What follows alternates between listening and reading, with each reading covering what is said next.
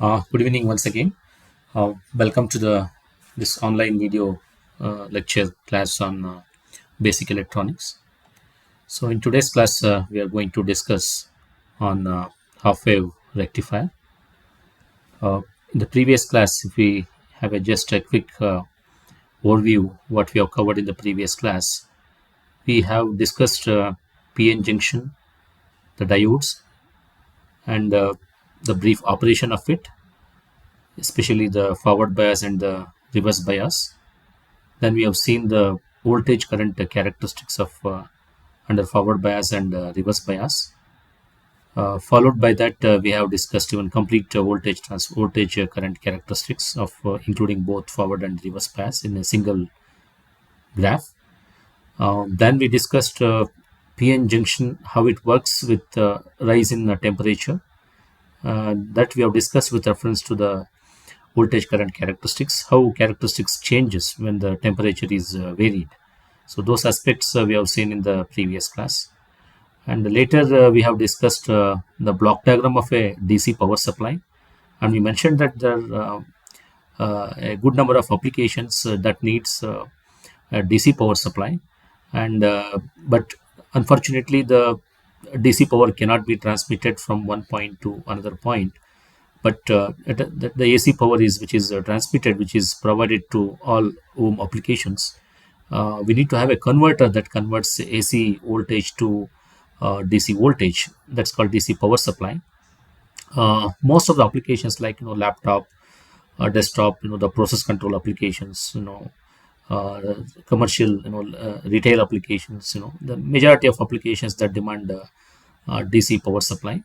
The only way to get DC power supply is through the battery, which provides a DC voltage, or else we need to convert AC to DC using various blocks like rectifiers. The first and preliminary block that converts alternate current voltage into pulsating voltage. That's not 100% purely the DC, the rectifier circuit. Then comes what is called as the filter that will smoothen the voltage that is provided by the rectifier circuit. Then followed by we have a regulator which provides perfect in the DC voltage, perfect the straight line or perfect DC voltage that can be obtained through the regulators. Okay, we have seen the block diagram of which converts AC to DC, starting from the transformer, rectifier, then comes the filter and regulator. In today's class, we are going to focus on the specifically on the rectifier types of rectifiers. Rectifiers can be classified into two types broadly. One is a half-wave rectifier, and another one is going to be the full-wave rectifier. Let's begin with the discussion with the half-wave rectifier operation. Here is the circuit diagram for the half-wave rectifier operation to convert an AC voltage to the DC voltage. We have a simple half-wave rectifier circuit shown here. The half-wave rectifier, the input is going to be the AC voltage here, that is shown as a circle with the sinusoidal wave. That is the AC input. The AC input is sorry.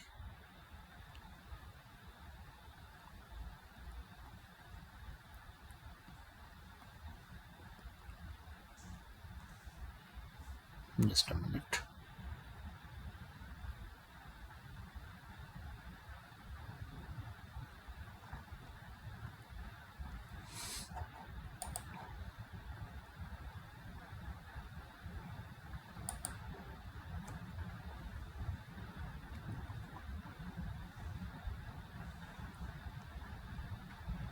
Yeah. So the AC input voltage is applied as an input for the rectifier circuit. The AC is represented as a sinusoidal wave, as we can see here. This is the voltage that is shown here, AC voltage. That's sinusoidal in nature. This is T0, T1, T2 are the timings. T0 to T1 is the positive half cycle, and T1 to T2 is the negative half cycle. We can also indicate this in terms of phase rather than mentioning the timings T0, T1, T2. We can also call this one as 0 and this as T1 as pi and T2 as 2 pi. And totally we have here one complete cycle, which is starting from 0 degree in terms of phase to 2 pi, which is 360 degree.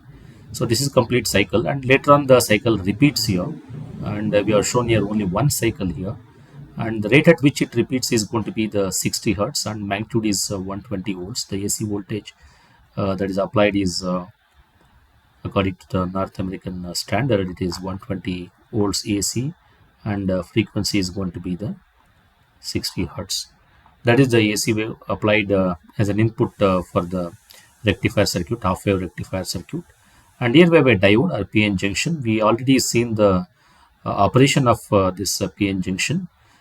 Here we can see that the positive and negative, the way it is connected is one end of this anode of this PN junction is connected to the AC source, and the cathode of this is connected to the load resistor RL, which is connected at the cathode terminal. At the load resistance, we are going to measure the DC voltage that is converted with the help of a PN junction.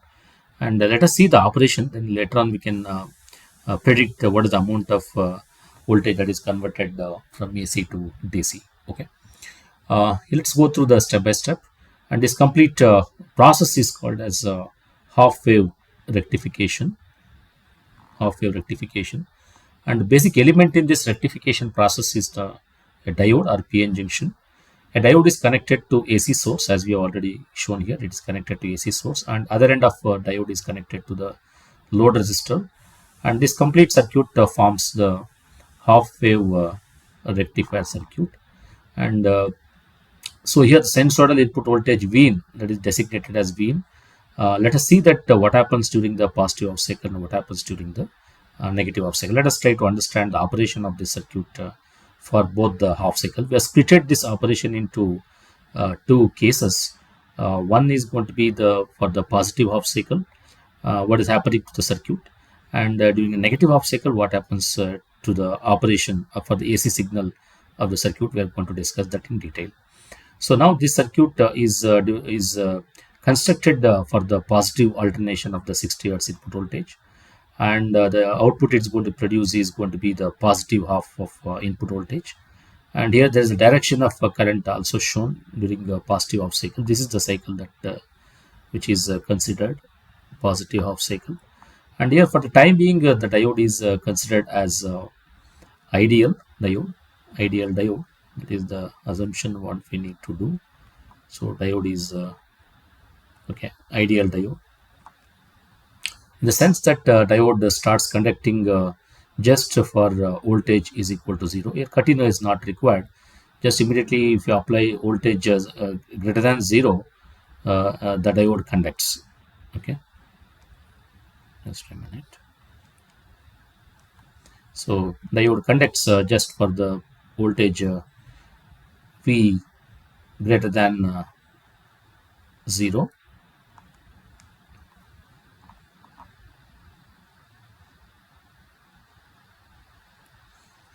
V greater than 0 volts. Here whatever the voltage we apply, AC voltage, just for the voltage greater than 0 volts, the diode starts conducting. It becomes forward bias. So it completely passes this positive half cycle from input side to the output side. That's why we are seeing the output pulse from T0 to T1. This complete cycle from T0 to T1 is transferred to the output, and that we can see across when we measure the voltage from this point at the output. We can see the shape of output same as the positive half cycle. Okay, there is no change in that.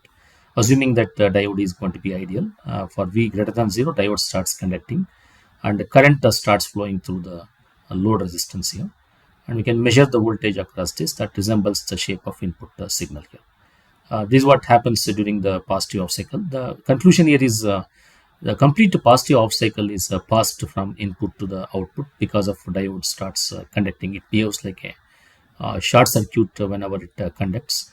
So short circuit in the sense it passes the input to the output. So for the positive half cycle, therefore we can see a complete positive half cycle T0 to T1 at the output. Okay. So this is first case number 1. The current produces an output voltage across the load resistance, and that has the same shape as the positive half cycle of the input voltage. Okay, that's what we have seen in the during the positive half cycles. Let's see what happens to the output waveform during the negative half cycle. That is when the input is moving from T1 to T2. Earlier we have seen when the input is between T0 to T1, the output is exactly same as the input. But now let us see for the time duration between T1 to T2, what happens in the circuit. Okay, from the for the time duration T1 to T2, as we can see, the signal goes negative. Since it is an ideal diode, for any voltage less than 0, okay, when the moment voltage starts going negative, the AC signal start going negative, so diode stops conducting, and it behaves like a open circuit. It doesn't conduct. So here there is a open circuit exist. Okay, so diode doesn't conduct, so therefore the current is going to be 0 through the PN junction, and we can see that it becomes a flat line. So that means diode is not conducting. So here diode is half, whereas in the previous one here diode is on.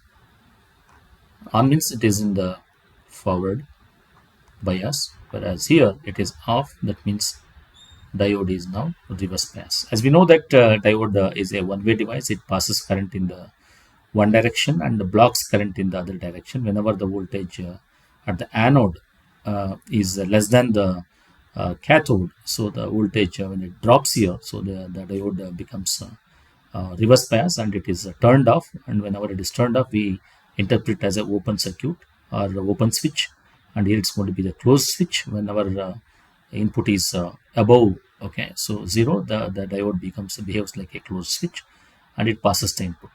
So to conclude, between T0 to T1, the input is passed on to the output, whereas from T1 to T2, the input is blocked. Therefore, we get a flat line at the output. So if we merge these two things, we get just a positive half cycles are repeated and negative half cycles are suppressed in the output when we measure the voltage across the load resistance. Okay, so this is during the negative half cycle. So during negative alternation of the input voltage, the current is 0, the output voltage is also going to be 0.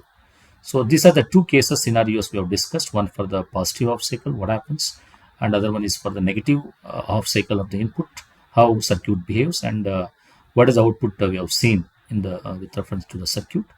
And if you want to repeat this for the complete remaining cycles, though we have shown here for the one cycle, when we repeat it for the remaining timing, T0 to T1, T1, T2, and then if we proceed like this for T3, T4, and T5, this is how the cycle repeats. So this is oscillating at the rate of 60 hertz. So therefore, so only positive half cycles are produced in the output. These are all the positive where diode is on, diode is turned on. Okay, whenever the output is exists, then there diode is on. Here also diode is on. Wherever you see a flat line here, the diode is going to be off. During this time, diode is off, and again here as well, diode is off, and here as well, diode is off. So in this way, the output is produced for the half wave rectifier. Okay. So here the assumption is diode is considered as ideal. Ideal in the sense we are not following exactly the characteristics that we have discussed, but ideal diode doesn't have any cut-in voltage or threshold voltage, and it starts conducting even for the voltage V greater than 0. So here the diode becomes on. This is ideal scenario. When voltage less than applied voltage across the diode is less than 0, so diode becomes half. This is the ideal condition. When diode is on and forward bias, it conducts. So the diode is conducting and there exists a current I. Whereas when the diode is off, diode is not conducting, no conduction, and the current is going to be no conduction. The current is going to be 0 for this. Okay, this is the scenario for the ideal diode. Okay, so we have seen both the cases, and with that, let's move to the what happens to the average value of the output voltage. Let us discuss that. Okay, so before we move to the practical diode, so the average value is also called as a DC value of the half wave output voltage. is given by the formula. So V average is equal to Vp by pi. This is the the equation for DC value or average value. What is the amount of conversion from AC to DC with the help of half wave rectifier? It can be calculated by using this equation. V average voltage is equal to the peak voltage divided by pi value. So peak in the sense the sinusoidal peak what we are talking here, and average is nothing but it is the DC voltage itself. Okay, so DC voltage or average value is Vp by pi. If you simplify this 1 by pi, 1 over pi, that gives you approximately 31.8% of the peak voltage. That means the half-wave rectifier converts from 100% AC to 31.8% of DC. Okay, because 1 by pi that is equal to 31.8%. Okay, these are the performance of the half-wave rectifier can be measured. Okay, so this is in turn shown here. This is the waveform for the half-wave rectifier, and if we calculate the average value, as we have seen that this is going to be 31.8%, and this is going to be the peak value. From the peak value, the only 31.8% is going to be the DC value. So therefore, the performance of the half-wave rectifier is very less than even 50%. That's the reason the half-wave rectifier is not used in many applications. We use generally the full-wave rectifier in most of the applications. Let's look at one typical example to calculate the average value. Here in this problem, the average value of the half-wave rectified voltage is shown here. The waveform is given here, and low level is 0 volts, and the peak value is going to be the 50 volts. And from this, we can calculate if at all the half-wave rectifier is used, and what will be the average value or DC value. The formula for that is Vp by pi, and Vp is going to be 50 volts here. 50 by pi gives you 15.9%. This is the 31.8% of the 50 volts peak value, so which gives me around 15.9 volts here. So the average value is 31.8% of the Vp, which is equal to 15.9 volts. That means for a 50 volts of AC peak, only 15.9 is going to be the DC value, less than 50%. Therefore, so the performance of half-wave rectifier is very poor. Okay, now let us look at what happens to the diode. Okay, the rectifier circuit when the diode considered is practical. So effect of barrier potential on the half-wave rectifier output. So in the previous discussion, the diode was considered as an ideal. We already talked about this. What do you mean by ideal diode? But when the practical diode model is used, we know that practical diode model is consists of the barrier potential of typically 0.7 volts. The applied voltage V must be greater than or equal to 0.7 so that the diode starts conducting. So diode becomes on, and current exists, I exist. Okay, so I current starts flowing. When the applied voltage is less than 0.7, so diode is off. So current doesn't flow. So the I is going to be typically 0. Okay, this is how the practical diode works. So based on this concept, assuming the diode as practical instead of ideal, so the same circuit is once again reconstructed, assuming that diode is a practical component, and same sinusoidal wave is applied as an input. This is the AC source with 120 volts as an AC. I'm sorry, this is not 120 volts because this is a transformer down step, down converted voltage. Typically, this value is going to be it's 15 volts or 20 volts, less than. Okay, so 20 volts. It can't be the higher value. Okay. Okay, so this is typically 15 volts or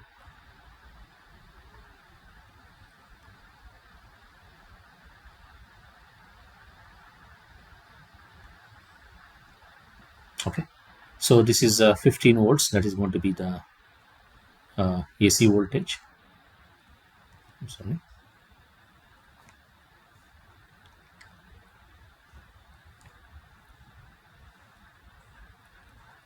Okay, that is the AC voltage that is applied, and the frequency remains the same, which is 60 hertz. So in the previous discussion also we have taken 120 volts, because 120 volts cannot be applied to the PN junction. Therefore, the signal source, AC signal source that is mentioned here, this is an AC signal source, which is mentioned here, will typically a down converted the signal from the output of a transformer, and that is applied as an input to the diode. But right now here diode considered as a practical diode, therefore there will be a barrier potential of 0.7 volt exist. And here same as usual, we connect the output cathode of a diode to the load resistance, and here we measure output across the load, and the output is designated as Vout, output voltage. And if we calculate the output voltage, it's going to be the peak voltage. If we calculate, it's going to be the peak output voltage, the output voltage peak here. It's not the output generally, it is a peak output voltage is given by peak input voltage minus the 0.7. We need to subtract this 0.7 volt drop that happens across the diode. It's always, the point, once this diode start conducting, so 0.7 volt is the drop across the PN junction exists, and therefore the output voltage, to calculate the peak output voltage, we have to subtract 0.7 volts from the peak input voltage, that we apply here. So this is a formula to calculate the peak output voltage, which is a subtraction that we have discussed here. Okay, so that's output will be less by 0.7 volts. Okay, so you may get output something like this. If I write same replica of input, you may have something like this. Okay, the difference of this, okay, a value is going to be 0.7 volts, this difference. Okay, the output will be lesser than that, so 0.7 volt, it is less than the peak input voltage. That's how we get the output voltage. Okay, so the moment if we consider diode as a practical, then the output will be decreased by 0.7 volt. Okay, this is the expression for the peak output voltage. Okay, and here's the other assumptions we need to discuss is when the peak voltage, when the peak value of applied voltage is greater than the barrier potential, at least 10 volt is assumed as a rule of thumb that must be applied as an input. And because the practical diode model, we need to consider 0.7 volt as the barrier potential. Okay. And now let us work out one more problem related to the half-wave rectifier, considering the practical diode. Here in this problem, example 2.3, draw the output voltages of each rectifier for indicated input voltages as shown in the figure 2.24. This is the figure 2.24 given, and here there are two circuits are there that's labeled as A and B. Let us take one by one. The first one has got a diode of 1N4001. This diode is 1N4001, and other diode is going to be the 1N40 already written here, sorry, and 1N4003 is another diode connected here. And now we are going to apply input for the first circuit as 5 volts positive peak and minus 5 volts. Totally it is peak to peak, it's going to be the 10 volts, and this is the AC signal that is applied. And we need to measure the output voltage of this circuit using the formula that we have discussed in the previous section. Okay, so the question asked is, draw the output voltages of each rectifier for the indicated input voltages, and the diode is also given here. Okay, this is the output voltage measured, and we need to calculate what is the peak output voltage for the circuit. It's already worked out here. So the formula for to calculate the peak output voltage for the circuit A is Vp out is equal to peak output voltage is equal to the input peak voltage Vp in minus 0.7, but input peak voltage is going to be 0.5 volts, which is taken directly here. 5 volts minus 0.7, that gives you 4.3 volts. That is the output voltage of for the first circuit. And so we can plot this one. So we get output waveforms as like this, which is shown here. And now we can compare this input with this, and we can see that output is reduced by 0.7. So we may have output here very close to this, okay, which is like this, which is this difference is going to be now 0.7 volts. The input is the red color one shows the input. I've just tried to write this waveform, okay, and though we have negative here in the input, but the output is suppressed here, okay. So we get the peak voltage as 4.3 volts. Similarly, the same thing can be applied for the second circuit, whereas here the peak voltage, positive peak voltage is 100 volt, and let's see what is the output we get for the 100 volt peak input voltage. So formula is again Vp out, peak output voltage is equal to input peak voltage minus 0.7. Input peak voltage is given as 100 volts minus 0.7 is the diode barrier potential. That gives us 99.3 volts, and plotting this gives the output waveform. And now we can compare this output waveform here shown of half-wave rectified output waveform to the input waveform that is applied. So this is the waveform we get it when we measure across this, okay. So this type of problems are usually asked in examinations. So students are advised to go through that and solve, even related problem given in the textbook. Okay, then let's move to the very important parameter called as peak inverse voltage. Shortly we call this as a PIV, peak inverse voltage. Generally for rectifier circuits, it's very good to measure the peak inverse voltage. The peak inverse voltage PIV, which is equal to the peak value of the input voltage, and the diode must be capable of withstanding at least this amount of repetitive reverse voltage. So this is the definition for peak inverse voltage. In a simple way, we can say that how much voltage diode can withstand when it is reverse biased. Okay, because we know that in the AC input there are positive cycles and negative cycles like this. Okay, so we have discussed so far the positive, but the negative is because we are using only one diode in the half-wave rectifier circuit. But during the entire negative half cycle, diode remains in the reverse bias. The question is now how much negative peak I can apply so that diode can withstand. So that is the definition of peak inverse voltage, because during this period the diode is off, and when the diode is off, that means it is reverse biased. During reverse bias, how much voltage we can apply as a reverse voltage, that is called as a peak inverse voltage. Okay. As a rule of thumb, diode has to be rated at least 20% higher than the peak inverse voltage when the diode is manufactured. So we need to look into the data sheet and check whether peak inverse voltage is rated 20% higher. So generally, if it is 5 volts, is the minus peak inverse voltage. Okay, the 20% more than that, the diode should be rated. So then only the diode can withstand. So if we have a diode exactly which breaks down at 5, then it becomes very difficult to use it in the rectifier operation. So generally 20% higher than the peak inverse voltage, okay, the diode should be rated. Okay, such kind of diodes must be preferred, and so that diode can withstand even for the negative half cycle. So the formula for peak inverse voltage for the half-wave rectifier circuit is PIV equals just it is the peak input voltage, Vp of in the peak input voltage. That is the relation for the half-wave rectifier circuit.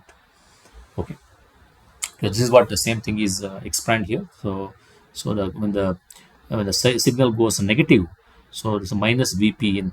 Okay, the diodes starts going into the reverse bias mode, and this diode has to withstand minus Vp of in.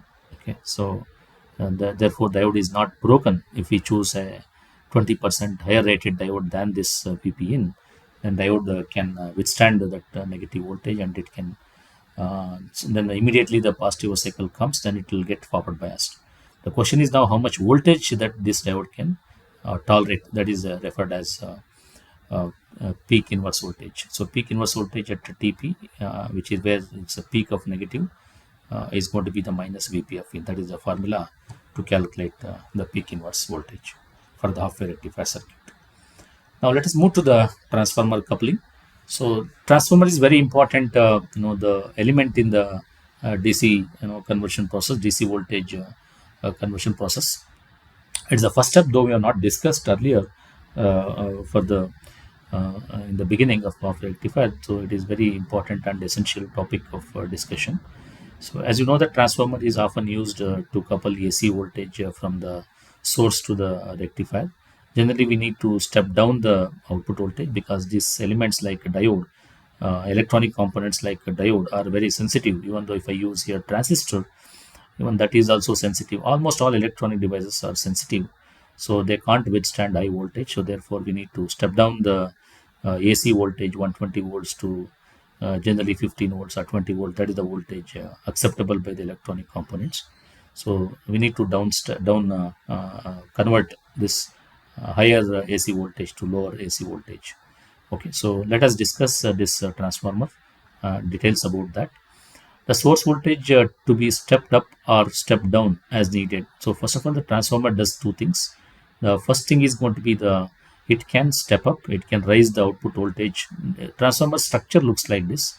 So why it is written in a gray color is because the complete transformer is sealed, so no one can see what is inside that. But often the specifications is given for the transformer. We need to look at the specifications, and based on that we can see how many turns. This is called primary, the winding what you are seeing in the here in the transformer. The first winding is called as a primary winding, and there's an iron material here, and there's another winding to the other side, which is called a secondary. So the number of turns here is matters, in deciding what type of transformer it is. Whether it is a equal transformer, that means number of turns in the primary n prime, what we call, should be equal to n secondary. In such case, the number of the voltage what we applied at the primary at this winding, that will be exactly equal to the secondary. And in case if you want to step up the output voltage of a transformer, then in such case number of turns in secondary has to be increased compared to the primary. This secondary turn, if you increase compared to the primary, then in such case output voltage will be higher than the primary input voltage. But current drops when the voltage increases, current drops in the transformer. And the other way is going to be step down. When you want to reduce the AC voltage from higher level to the lower level, in such case the number of turns in secondary must be chosen is very less. If I choose the secondary turn very less, in such case the voltage will be stepped down to the lower value. Okay. All right. With that, let me move to the other part of the transformer. So as I mentioned here, the transformer does two things. It can step up and it can make voltage equal, and even it can step down the output voltage. The second application of transformer is AC source is electrically isolated from the rectifier circuit. So here we have an AC source, and this is a transformer, rectifier circuit. This part, whatever it is after diode, is going to be the rectifier circuit, and this rectifier circuit is protected from the AC source with the help of a transformer, because there's nothing like AC loading that does by the rectifier circuit. Therefore, its completely rectifier circuit is completely isolated, and that avoids the error or hazard problem called as a shock hazard. Okay, so shock hazard is resolved by the usage of this transformer. Okay, that's the role played by the transformer. Okay. So as we already told about the turns ratio plays very important role. The voltage can be stepped up, stepped down, or it can be produced equal voltage based on the number of turns ratio in the primary and number of turns ratio in the secondary. Depending on which one is greater, accordingly the voltage can be increased or decreased. Okay. And here the number of turns in the secondary is indicated as n sec. The subscript here is cc, means it is a secondary number of turns in the secondary. N indicates number of turns, and number of turns in the primary is designated as n prime. So thus a transformer with the turns ratio less than 1 is called as a step down type of transformer, and one with turns ratio greater than 1. Okay, so then it is called step up type of transformer. And to show the turns ratio on a schematic, it It's a common practice to show numerical ratio directly on the windings. As I mentioned already, n prime and n secondary. When we look at the transformer, it is shown on the winding itself, so that so any user can check what type of transformer it is, and then he can proceed. And look at the voltage at the secondary. The relation between the turn ratio, n is called turn ratio. Okay, so n is nothing but voltage, I mean the turns ratio in the secondary to the turns ratio in the primary. Okay, that is the n. And this can be even related to the voltage. This can be related to the voltage in the secondary AC voltage and the voltage in the primary. Okay, so accordingly we get this relation here. So secondary voltage is nothing but we can multiply that with n. N times n is the turn ratio, n sec by n primary, and that can be multiplied with V prime. So we get secondary voltage, AC voltage of the voltage that is obtained here is n times the n means it's a turn ratio of secondary to primary.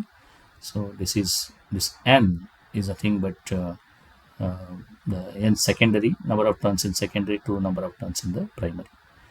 Okay, so depending on the n value, we can decide what type of transformer it is. So if n is greater than 1, okay, so if n is number of turns is turn ratio, if it is greater than 1, then secondary voltage is greater. I mean V sec is greater than the primary voltage.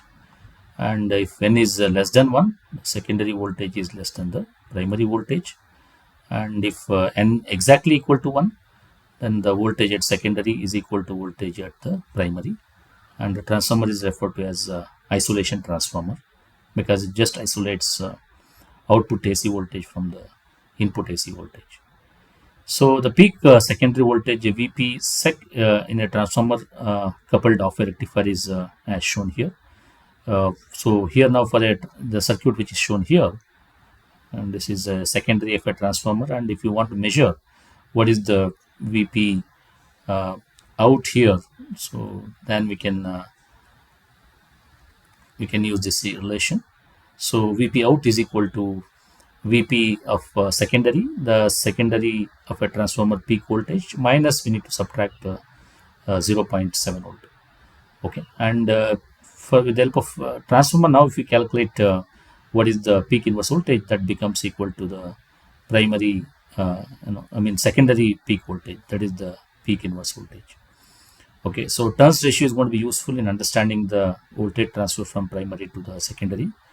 Generally, the data sheets show the turn ratio, but if it is not indicated, we can look at the data sheet of a transformer. A transformer is generally specified based on the secondary voltage rather than the turns ratio. If it is not mentioned, then you can look at the manufacturer data sheet so that it may give you the turn ratio.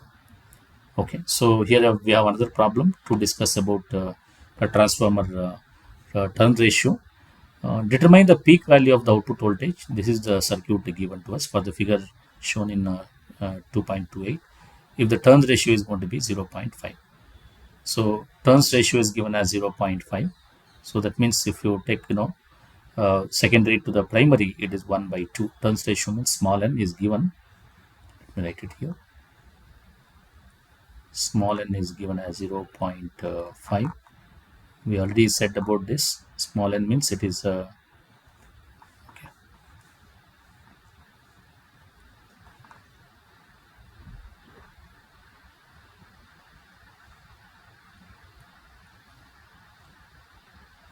It is number of turns in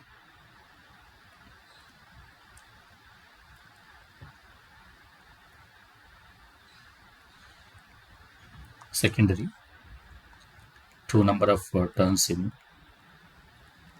primary. So that is the turns ratio. It is given as 0.5, or you can also show that as 2:1. 1/2 means it's again 0.5 itself. When you take the ratio of this is shown as n sec, and 2 is now n primary. Okay, and fuse is given here, and the AC signal is applied to the primary of a transformer. whose peak value is 170 volts. So now let us write down the given data, and then we can solve the problem and determine finally the peak value of the output voltage. All right, so let us write down here peak value of primary voltage Vp prime, which is also equal to Vp in the primary input what we apply here, and also equal to the primary input voltage, and that is 170 volts, which is given. Okay, so yesterday we were taken from the waveform. Then let us calculate what is the secondary voltage. So Vp secondary voltage is equal to n times the, we already know about this, n times Vp of primary voltage. N is given as 0.5, and Vp primary voltage is 170 volts. Just we calculate this, that gives me around 85 volts. So what is secondary peak voltage? The secondary peak voltage here is going to be the peak voltage is here in this case Vp sec is 85 volts.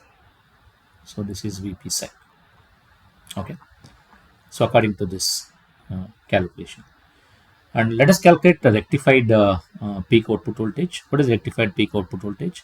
So the formula what it says is Vp out equals the peak output voltage equal to Vp of secondary peak voltage minus 0.7, because we have to subtract okay, the diode cut-in voltage, which is 0.7. Therefore 85 minus 0.7 gives you 84.3 volt. So across this, the peak output voltage across this, the peak output voltage is according to our calculation, that gives me around 84.3 volts. So that is the peak output of half wave rectified voltage. So in this way, any problem given based on the study calculations, we can obtain the answers. So we can even write the waveform here, since it is half wave rectifier produces only the positive off cycles. So therefore, the positive off cycle peak is going to be 84.3 volts. And related problem is given, and students are advised to solve this related problem based on this same procedure. And here it's n is equal to 2 is given, not 0.5, and therefore based on that we can the peak input voltage is given as 312 volts, and we can calculate what is the peak inverse voltage of a diode and the output voltage of the diode if it is if the diode is turned around. Okay. So now let's move to the another important classification of rectifier, which is called as a full wave rectifiers. Before we move on to this, students, if there are any questions, you can ask me before we move to the full wave rectifier. Is there any question related to the half wave rectifier?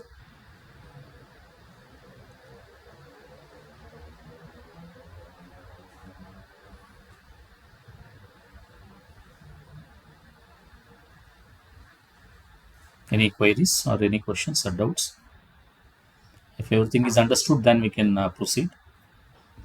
All right, let me discuss the full wave rectifier circuit.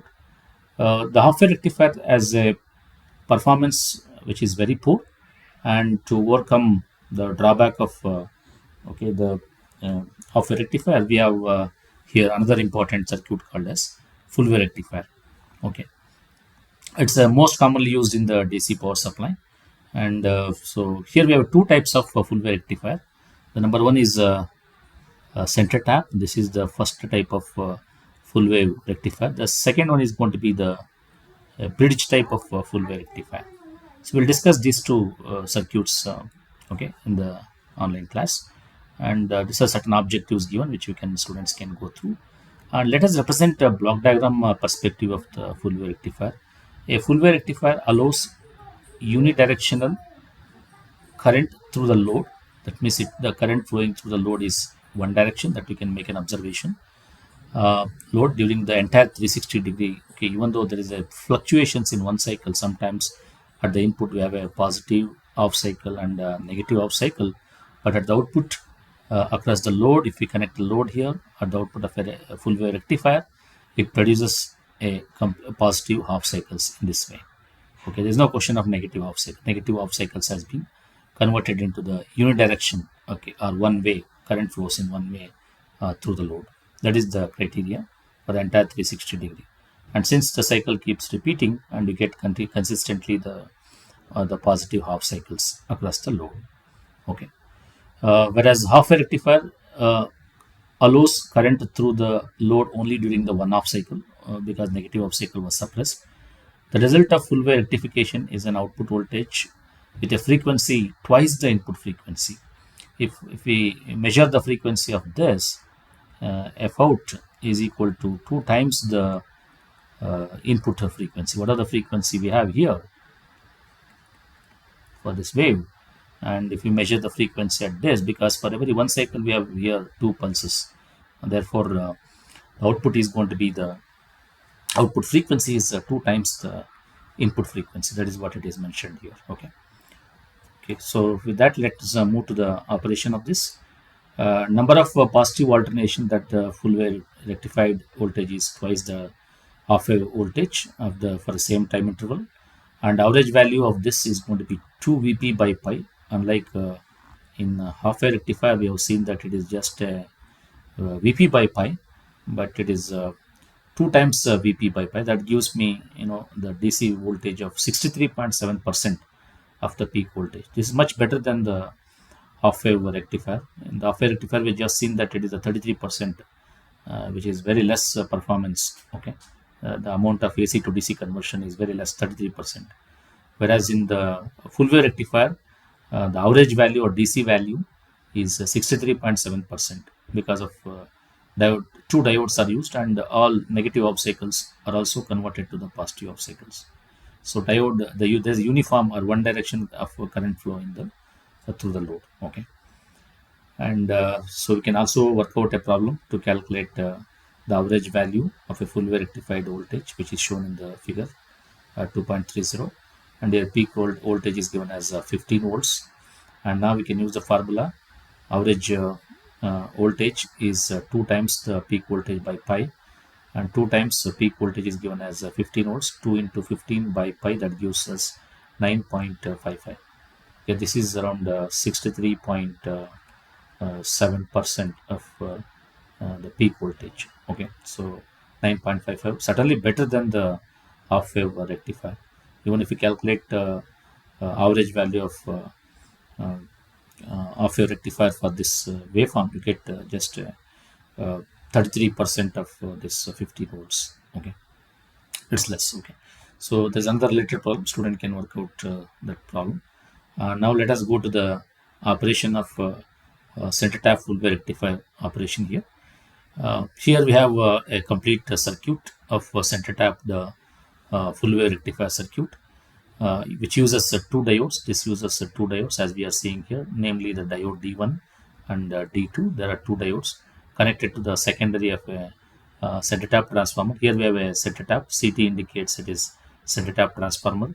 What we expect here is the cycle here is exactly half of this. Okay, the voltage produced here is exactly half of the voltage in the other part of the center tap. Okay, so the center tap is generally it is grounded and it is at midpoint. So therefore, the voltage in the secondary is divided into the two halves.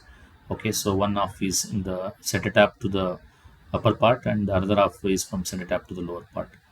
Okay. So this is the secondary of the center tap transformer. The input voltage is coupled through the transformer. This is a special transformer called center tap transformer. At the input we have only two lines, which is at the primary, but at the secondary we have three lines, of which the center one is connected to the ground.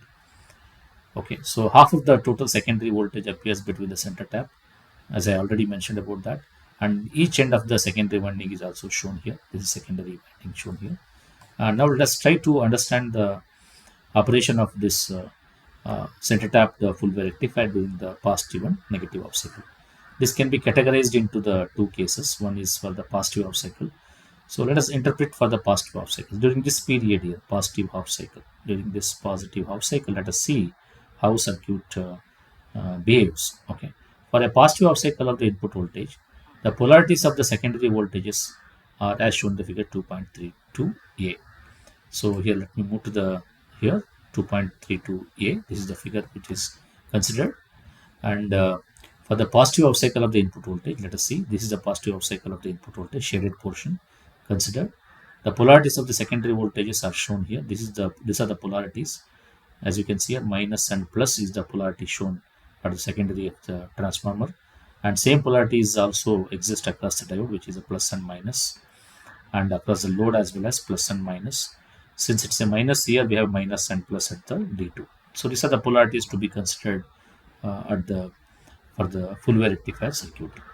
Now let us discuss the current direction. This condition forward bias diode D1 and reverse biases the diode D2. Based on the polarity, we can see that the diode D1 is forward biased, it is conducting, and diode D2 is reverse biased. And as usual, we assume here ideal condition. Diode is ideal. That is assumption what we need to do here. In all our discussion in the beginning, we assume diode as ideal. Okay.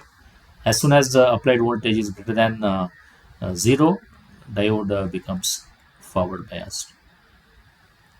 When the applied voltage V is less than 0, diode is reverse biased. Okay. So now we are discussing only for the positive half cycle. It is greater than 0. Therefore, the diode D1 is forward biased because of this polarity, and diode D2 is reverse biased. Okay. The current path is through D1. Now current starts from the, if we start from the ground here, sent to the center tap here. So it goes through this diode D1, then to the load, okay, RL, and then back we have here ground and back to the center tap. Okay, so even though the ground points are shown at two different places here, electrically this point is same as this point. Okay, instead of connecting this point here, it leads to confusion. Therefore, we connected a separate ground point here. So those are the two separated ground points here. Therefore, current flows from center tap through the diode D1. I would like to write here center tap through the diode D1, then through the diode through the resistance RL, then back to the center tap itself. So this creates a loop here. So therefore, this is the direction of the current during the positive half cycles. For a negative half cycle of the input voltage, the voltage polarities of secondary are as shown here. This is the negative half cycle. And you can see it during the positive half cycle, since diode D2 is not conducting, and we have the voltage across RL, and the complete positive half cycle appears at the output. Okay, so this is the output waveform at during the positive half cycle. And now let us look at during negative half cycle what happens. During negative half cycle, this is the input under consideration. If we want to give a naming, this can be called as T0. This is T1. This as a T2. And here we are analyzing the pulse between T1 and T2. Between T1 and T2, negative half cycle. And look at the polarity has been changed here, minus and plus here. So this diode takes minus and plus again here. And this here we have a minus and plus at the other part of secondary. And plus and minus here. And therefore across load we have a plus and minus here. And let us see the diodes which are conducting. D1 as usual, because of the polarity changes during negative half cycle, D1 is reverse biased, whereas D2 is going to be forward biased. Okay, so the current flow, if we start from the center tap here, because of the polarity, diode D2 is forward biased. Current flows from center tap here, is from the center tap through the diode D2, then through the RL. Observe the direction of the current flowing through the RL. It is same as during the positive half cycle, the way the current direction was there. The same direction here also exists. So to the RL, then it flows through back to the center tap transformer. So it's back directly to the center tap of a transformer. So again here negative half cycle is exactly repeated here. So we already have a positive half cycle repeated and negative half cycle repeated. If we club together here, both positive and negative half cycle of input are changed to positive half cycle at the output. Okay, this is how the full wave rectifier works. So let us see now what is the effect of turns ratio on the output voltage. If the transformer turns ratio is 1, the peak value of the rectified output voltage equals half the peak value of the primary input voltage less than the barrier potential. So here we have to consider both practical diodes and even the effect of turns ratio. So let us see that what happens during the turns ratio is equal to 1. Okay, so when the turns ratio is equal to 1 is to 1, this is the circuit with turns ratio as 1 is to 1. This is secondary to primary. So the small n what we called, it is now, if it is equal to 1, so what will be the voltage at the secondary? So secondary voltage is now, which is Vp of prime, because this is 1 is to 1 transformer. So therefore secondary voltage is now equals to Vp prime divided by 2. That is the one side. Okay, secondary voltage. And the other side also, it is going to be Vp prime, between center tap to the other line is going to be the Vp prime by 2.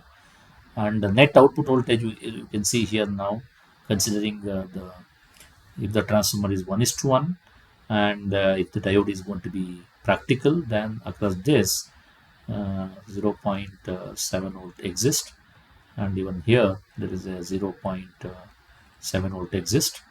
Therefore output waveform is now Vp prime primary peak voltage by 2, because of it is a 2 divisions here, minus 0.7 volt. That is the output waveform of because of transformer ratio as 1 is to 1. Now how do we eliminate this Vp prime by 2? Just by making a transformer as 1 is to 2, that can be solved. Okay, instead of having peak value of primary voltage by 2, we can make output voltage Vp prime minus 0.7 by just increasing the turns ratio as 1 is to 2.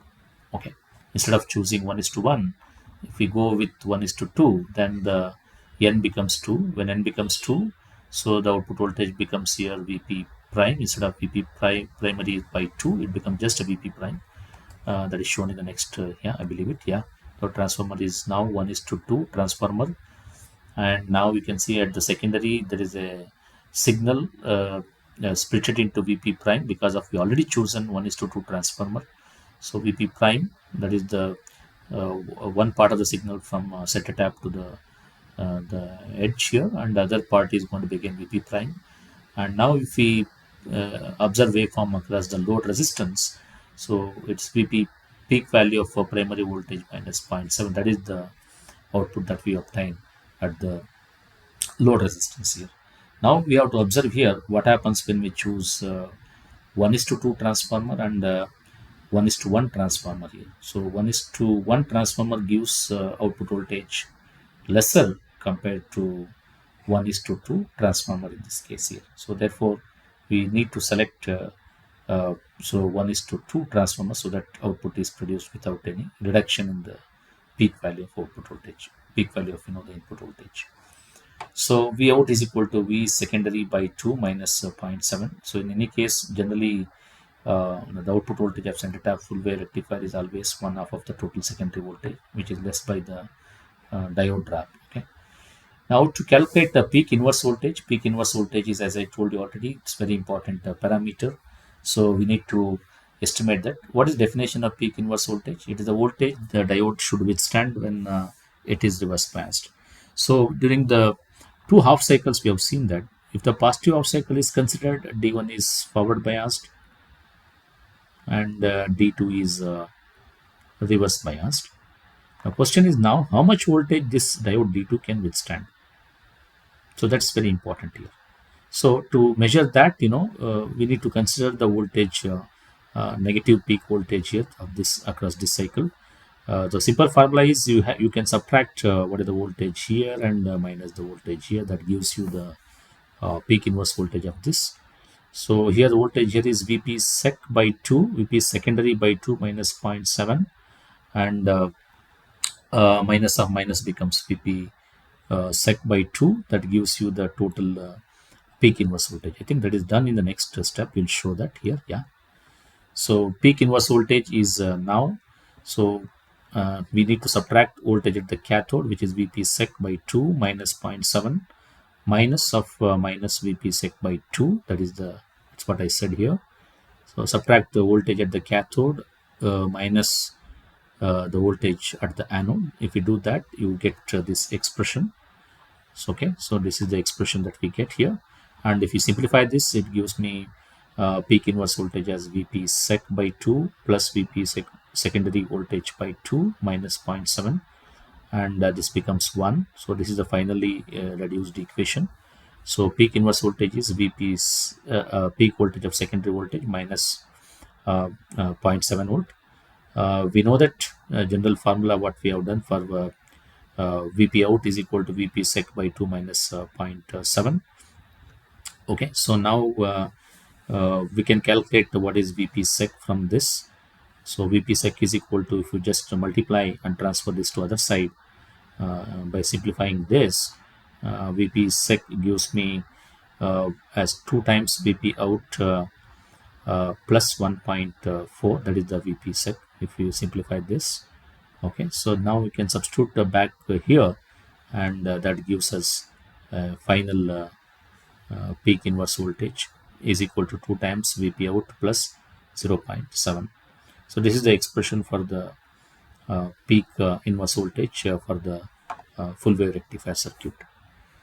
Okay, so with that, I'll stop here, and next class will be on um, uh, probably on Tuesday. And if there are any questions, I can spend 2 to 3 minutes time and answer if there are any queries before we wrap up today's class.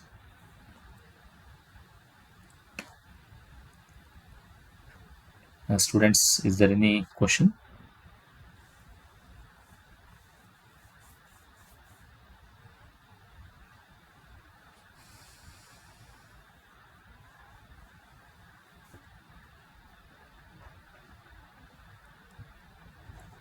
Okay, if there are no questions, thank you for patience listening. And next class, as usual, it will be on Tuesday evening at the same timing will be mentioned to you in the Google Classroom. And thank you all for patient listening. Let's meet in the next class. Thank you.